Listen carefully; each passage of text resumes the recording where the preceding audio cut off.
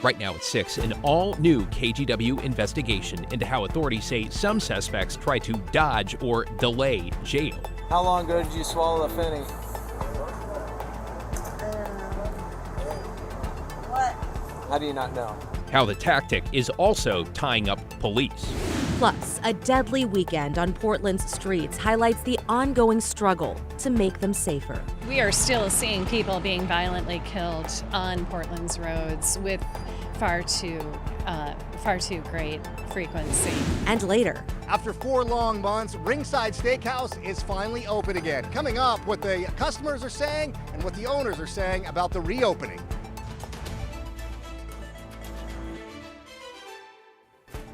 we begin here at 6 with a KGW investigation into a growing problem facing police departments across Oregon. Thank you for joining us. I'm Christine Padawanet. And I'm David Molko. It has to do with officers being pulled off the streets because a suspect claims to have swallowed drugs. Investigator reporter Kyle Boshi has been digging into the impact and has the story you will not see anywhere else. Kyle? The problem has become so common it's got a name. Police call it dope swallowing. Suspects think they can avoid going to jail or delay booking by claiming they've ingested narcotics, when clearly they haven't.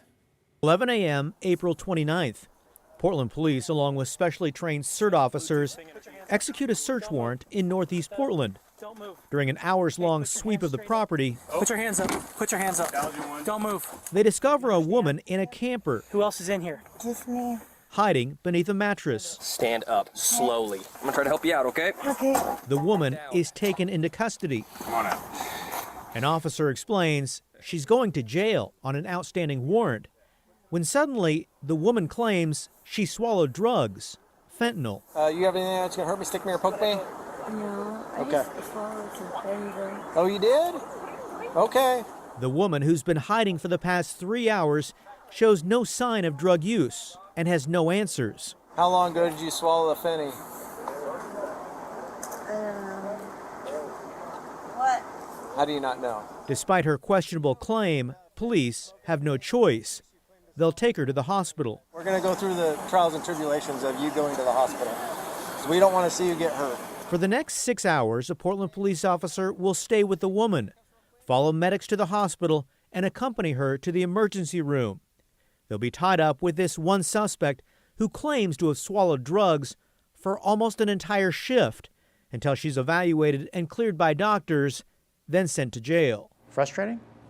Extremely frustrating. Police call it dope swallowing. Once they figure out they're going to jail, they will tell you, I swallowed dope. Sometimes they'll be specific, heroin, fentanyl, meth, whatever, but they'll usually just say that they swallowed dope. Officer Rob Brown has seen it too many times to count. Most of the time the motivation is not to go to jail.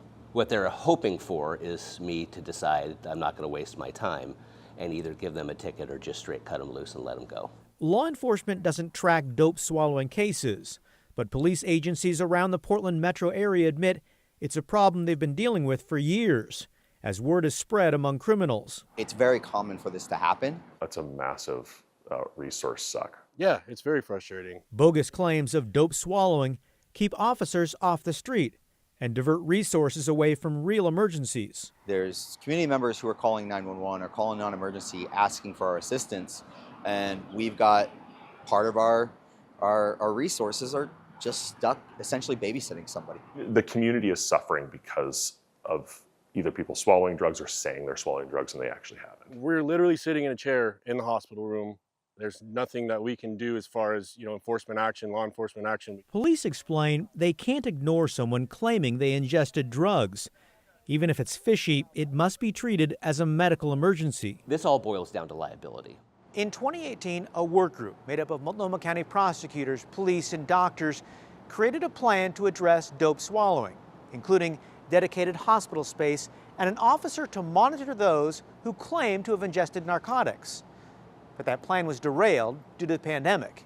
The work group also created this form, warning suspects who falsely claim to have ingested narcotics that they're diverting resources from people who really need it, and they could face additional charges, including felony theft of services, escape, initiating a false report, and even federal Medicaid fraud.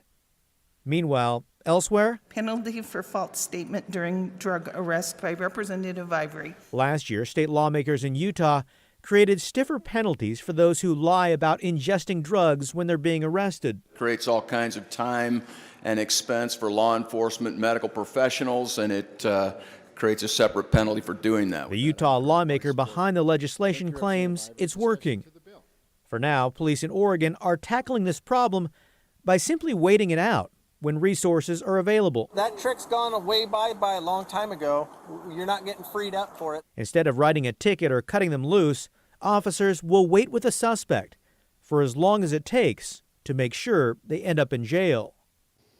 And it's not just police impacted here, so are hospitals. When someone falsely claims to have ingested drugs, they're tying up a bed in the emergency room, delaying others from receiving the treatment they need. Yeah, you can understand the frustration here. So what if police don't have the resources? What if they need that officer on the streets responding to a real emergency? Right, and that's the tricky part for police. They have to figure out what to do. In those cases, they typically just cite the person, write them a ticket essentially, and unfortunately in those cases, they're not going to jail.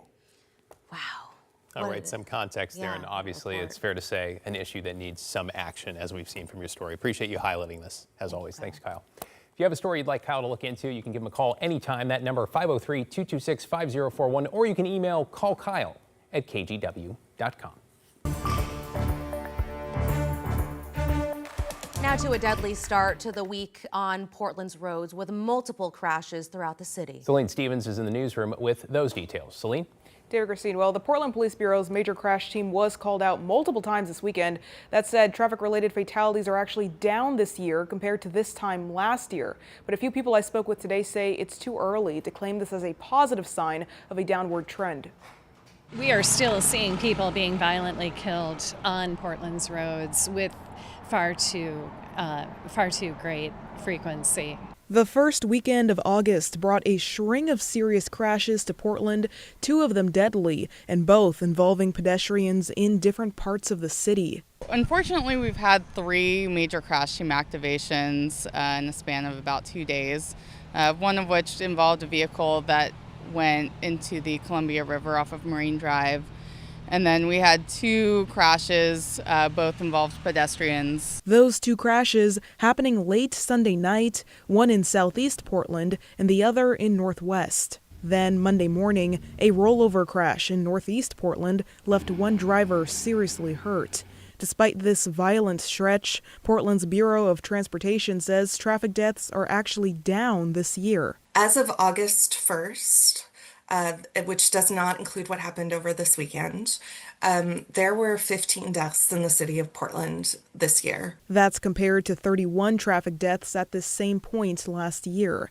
Still, PBOT says it's too early to say if that's a sign of lasting change. We also know that just like this weekend, there can just be a spate of crashes unrelated to one another. Road safety advocates like Sarah Risser say while PBOT has done a good job improving road safety, there's more to be done, like more safe bike lanes and sidewalks. This is hugely important for 2 reasons. 1, it keeps our most vulnerable road users safe, and 2, it gets cars off the road. It gives people a real option to travel in a way that is not posing a danger to the rest of society. Police say even with improved infrastructure, safer streets start with the driver behavior.